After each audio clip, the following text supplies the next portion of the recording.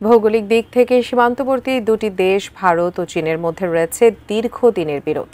25 October India today জানায় ভারত সীমান্তের কাছে গোপন ঘাঁটি করছে চীন। এ খবর জানার পর রীতিমতো ঘুম হারাম ভারতের। কিন্তু হঠাৎ কেন চীন গোপনে ঘাঁটি করছে, বিস্তারিত জানাচ্ছেন জান্নাতুন নাহার জেরি। চীনের সাথে বিশ্বের 14টি দেশের আন্তর্জাতিক সীমান্ত রয়েছে।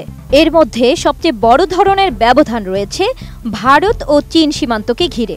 অর্থনৈতিকের সাথে সামরিক শক্তির বিবেচনাতেও চীন থেকে পিছিয়ে ভারত।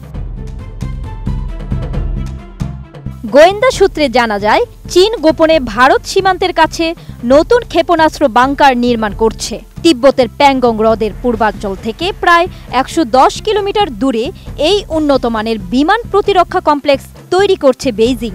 বিশ্লেষকদের মতে, এই স্থাপনাটি ভারতের জন্য নতুন কৌশলগত হুমকি হয়ে উঠতে পারে। ভারতীয় সংবাদ মাধ্যম ইন্ডিয়া টুডের প্রতিবেদনে বলা হয়, প্রকাশিত স্যাটেলাইট চিত্রে দেখা গেছে স্থাপনাটিতে রয়েছে কমান্ডো ও কন্ট্রোল ভবন, সৈন্যদের আবাসন, রাডার সিস্টেম, যানবাহনের ছাউনি ও গোলাবারুদ সংরক্ষণাগার। তবে সবচেয়ে গুরুত্বপূর্ণ বিষয় হল গোপন ক্ষেপণাস্ত্র উৎক্ষেপণ স্থানগুলো, যেগুলো আচ্ছাদিত ছাদের নিচে তৈরি করা হচ্ছে। RICL TMX, যুগের পর যুগ স্থাপনা থাকে মজবুত।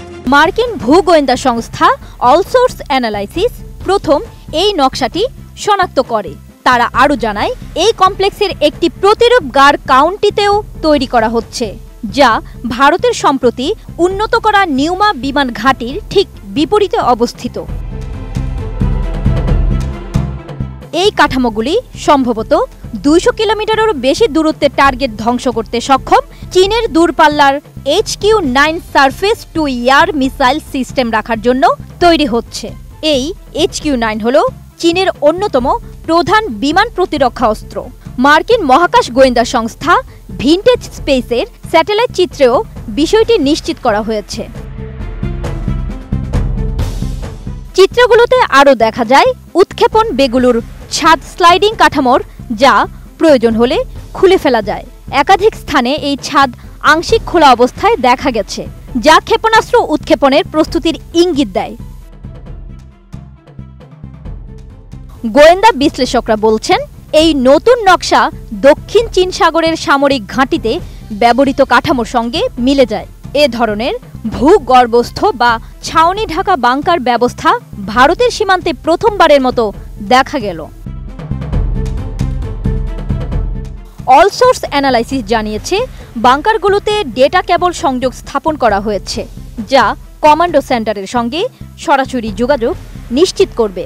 যদিও এখনও পুরো কমপ্লেক্সটির নির্মাণ কাজ শেষ হয়নি, তবে ভারতের প্রতিরক্ষা কর্তৃপক্ষ ইতোমধ্যে বিষয়টিকে উচ্চ পর্যায়ে নজরদারিতে রেখেছে।